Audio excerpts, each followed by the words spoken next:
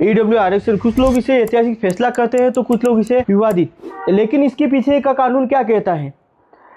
क्या आप जानते हैं कि ईडब्ल्यूएस आरक्षण के लिए संविधान में 2 नए संशोधन किए गए और इस पर सुप्रीम कोर्ट तक को भी फैसला देना पड़ा। हाल ही में कुछ लोगों का कहना है कि एसटी एससी वर्ग में भी क्रिमिनल का प्रावधान लाना चाहिए, परंतु क्या एक क्रिमिनल का प्रावधान लाना सही है या नहीं? आइए हम ईडब्ल्यूएस के कुछ मुख्य प्रावधान के बारे में जानेंगे। इसका लाभ कौन कौन ले सकता है और इसके मुख्य प्रावधान क्या दिए गए हैं। वर्ष 2019 में 103वां संविधान संशोधन किया गया और इसमें 2 नए अनुच्छेद जोड़े गए, आर्टिकल 15 क्लोज 6, आर्टिकल 16 क्लोज 6। अब हम आर्टिकल 15 क्लोज 6 के कुछ मुख्य प्रावधान के बारे में जानेंगे, जो मुख्य रूप से 4 वाक्यों में बताया गया है। राज्य आर्थिक रूप से कमजोर वर्गों के लिए शिक्षा संस्थानों में अधिकतम 10% सीटें आरक्षित कर सकती है। मान लीजिए कि किसी संस्थान में 100 सीटें हैं तो उसमें 10% ईडब्ल्यूएस वर्गों के लिए आरक्षित किया जा सकता है। दूसरा, यह निजी व सरकारी दोनों प्रकार के शिक्षा संस्थानों में लागू किया जाता है, यानी निजी यानी प्राइवेट और सरकारी। जैसे कि आपने देखा होगा, कोई हम आमतौर पर बात करें बांसवाड़ा के प्राइवेट कॉलेज जैसे लियो हो गया,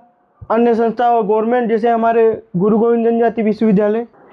इसका मुख्य तीसरा बिंदु यह है कि अल्पसंख्यक शिक्षा संस्थानों पर लागू नहीं होगा, जैसे कि मुस्लिम, जैन, सिख, बौद्ध, ईसाई, फारसी शिक्षा संस्थानों पर ईडब्ल्यूएस का आरक्षण लाभ नहीं दिया जाएगा। अब इसके चौथे बिंदु के बारे में बात करेंगे। ईडब्ल्यूएस का निर्धारण राज्य सरकार करेगी, जैसे कि राजस्थान, बिहार, झारखंड, उत्तर प्रदेश, मध्य प्रदेश इत्यादि, उनके राज्य सरकार के अनुसार ही इसका निर्धारण किया जाएगा। आर्टिकल 16 क्लोज 6, राज्य के अधीन नियोजन में ईडब्ल्यूएस के लिए राज्य अधिकतम 10% सीटें आरक्षित कर सकता है, यानी कि किसी शिक्षा संस्थान में 50 सीटें हैं, उसके लिए 10% सीटें ईडब्ल्यूएस वर्गों के लिए आरक्षित किया जा सकता है। इसका दूसरा पॉइंट, यह आरक्षण वर्तमान समूह को दिए गए आरक्षण के अतिरिक्त होगा। ईडब्ल्यूएस के निर्धारण राज्य सरकार करेगी। अब हम जानेंगे ईडब्ल्यूएस के प्रमुख प्रावधानों के बारे में। ईडब्ल्यूएस का लाभ कौन ले सकता है? इसका पहला बिंदु यह है, जिस परिवार का वार्षिक आय 8 लाख रुपए से कम हो, उन्हीं परिवारों को ईडब्ल्यूएस का लाभ दिया जाएगा।